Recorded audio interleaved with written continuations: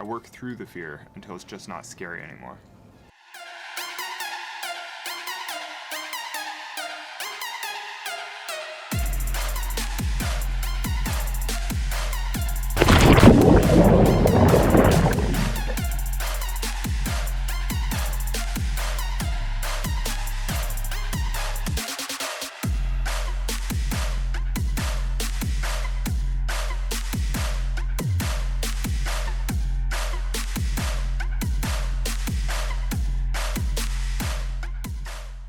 The big challenge is controlling your mind, I guess.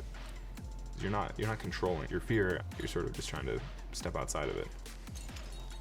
And when people talk about trying to suppress your fear, I mean, I look at it a different way.